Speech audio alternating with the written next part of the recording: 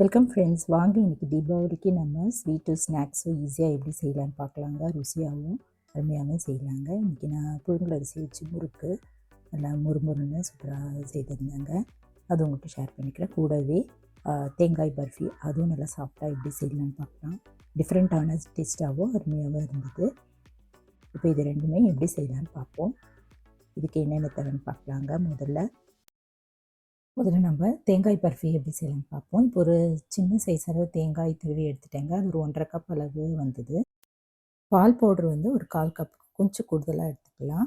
பால் வந்து ஒரு 1/4 டம்ளர், முந்திரி ஒரு 6-7 பொடி பண்ணது, 1/2 கப் அளவு சுகர், 1/4 டீஸ்பூன் அளவு ஏலக்காய் தூள், ஒரு 5 டீஸ்பூன் அளவு நெய் எடுத்துப்போம்.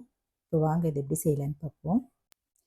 இப்போ ட்ரே இல்லைன்னா பிளேட் எடுத்துக்கலாங்க. அதில் ஒரு டீஸ்பூன் அளவு நெய் ஊற்றிட்டு இது போல் நம்ம எல்லா இடமும் தடவி எடுத்து வச்சுருவோம். இப்போ அடுப்பில் ஒரு அடிகனமான பேன் இல்லைன்னா கடாய் வச்சுட்டு 2 டீஸ்பூன் நெய் ஊற்றிட்டு முந்திரி போட்டு நல்லா வறுத்துக்கலாங்க.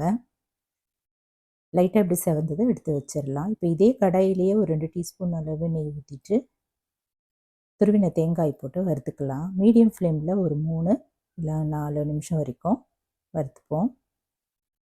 ரொம்ப கருக விடாமல், ரொம்ப செவக்காமல் வறுத்துக்கலாம். இப்போ இந்த கடாயிலேயே நம்ம 1/2 கப் அளவு சுகர் ஆட் பண்ணிக்கலாம். கூடவே எடுத்து வச்சுருக்கிற காய்ச்சின பால் 1/4 டம்ளர் அதையும் ஊற்றிட்டு நல்லா கலந்துக்கலாங்க. இந்த சுகர்லாம் நல்லா கரைஞ்சி வர வரைக்கும் நம்ம கரண்டியில் கலந்துகிட்டே இருப்போம். இந்த பாலோடு சேர்ந்து கரைஞ்சிரும்.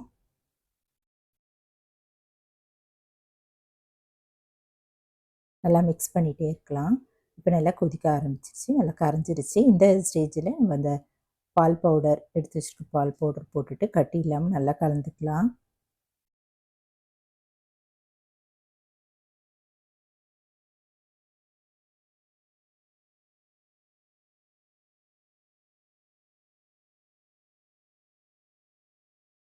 இப்போ முதல்ல இது போல் தண்ணியாகி அதுக்கப்புறம் வந்து கெட்டியாக ஆரம்பிக்கும். அது வரைக்கும் நல்லா கலந்துகிட்டே இருக்கலாம்.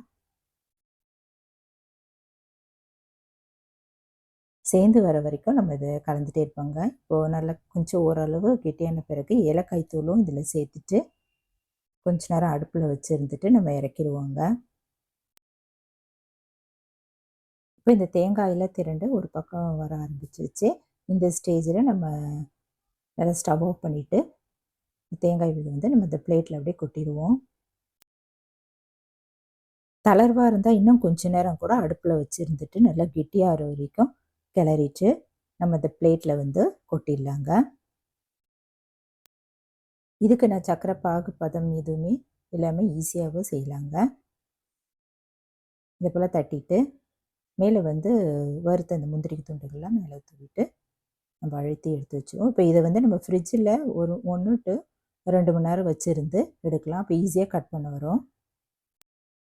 சூப்பர் டேஸ்டான தேங்காய் பர்ஃபி தயாராகிடுச்சுங்க. நல்லா பால்கோவா டேஸ்ட்லாம் அருமையாக சூப்பராக இருந்தது. நீங்களும் ஒரு முறை இந்த தீபாவளிக்கு இது போல் ட்ரை பண்ணி பாருங்கள். இது நல்லா 1 வாரம் வரைக்கும் நம்ம ஃப்ரிட்ஜில் வச்சு பயன்படுத்தலாங்க. வெளியில் 1 or 2 days வச்சு பயன்படுத்தலாம். ஏன்னா பால் சேர்த்துருக்கிறதால 2 நாளைக்கு மேலே பயன்படுத்த வேண்டாம். இந்த ஸ்வீட்டு நீங்களும் ட்ரை பண்ணி பாருங்கள்.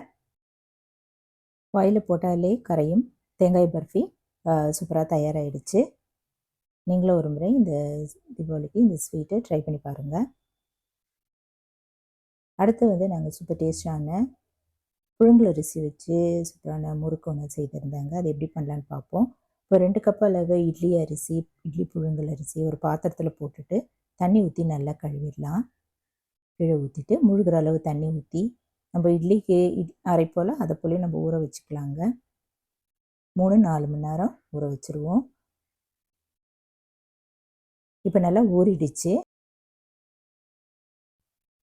இப்போ இந்த தண்ணியெல்லாம் வடி விட்டுட்டு கிரைண்டரில் எடுத்து போட்டுடலாங்க. போடும்போதே தண்ணி ரொம்ப ஊற்றாமல் தெளித்து அரைச்சிக்கலாம்.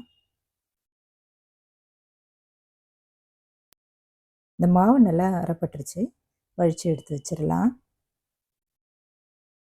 இப்போ இது கூட என்ன ஆட் பண்ணலான்னு பார்ப்போங்க. ஒரு 1/2 கப் அளவு பொட்டுக்கடலை, உடச்ச கடலை மிக்சியில் போட்டு அரைச்சிட்டு நம்ம அதை சலிச்சுக்கலாம்.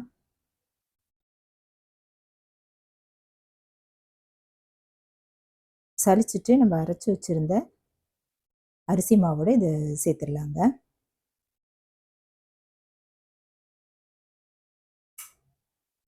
இப்போ இது கூடவே 1 டீஸ்பூன் அளவு ஜீரகம், 1/2 டீஸ்பூன் அளவு பெருங்காயத்தூள் இதெல்லாம் சேர்த்துப்போம். ஒரு 2 இல்லை 3 டீஸ்பூன் அளவு பட்டர் ஆட் பண்ணிக்கலாம். உப்பு 1 டீஸ்பூன் அளவு சேர்த்துட்டு பிசைஞ்சுக்கலாங்க. இப்போ இதில் நான் கடாயில் கடலை எண்ணெய் சுட வச்சுருந்தேங்க. முறுக்குக்கு நம்ம ரெடி பண்ணி எடுத்து வச்சுப்போம். அந்த சுட்டுட்டு இருக்கிற அந்த எண்ணெயிலேருந்து ஒரு 4 இல்லை 5 டீஸ்பூன் அளவு எடுத்து இந்த முறுக்கு மாவு பிசைஞ்சிட்ருக்குறல அதில் அப்படியே மேலே அப்படியே ஊற்றிக்கலாம். ஊற்றிட்டு நல்லா கிளறிக்கலாங்க. பிசைஞ்சு எடுத்து வச்சிடலாம். நல்லா சப்பாத்தி மாவு பதத்துக்கு பிசைஞ்சிக்கலாம்.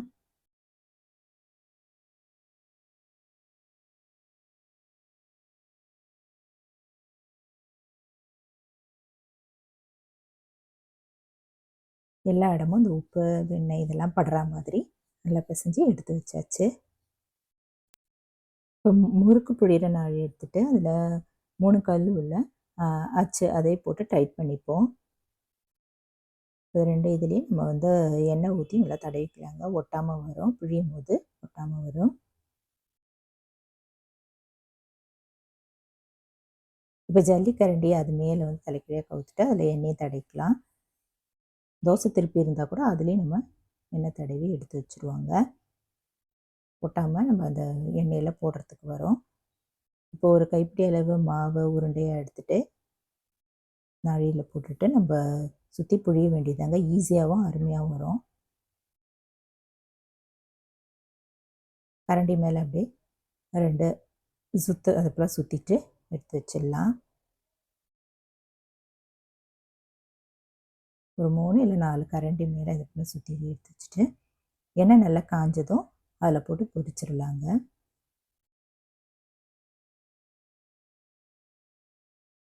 இப்போ எண்ணெய் காஞ்சிருச்சான்னு செக் பண்ணிப்போம். காஞ்சிருச்சு.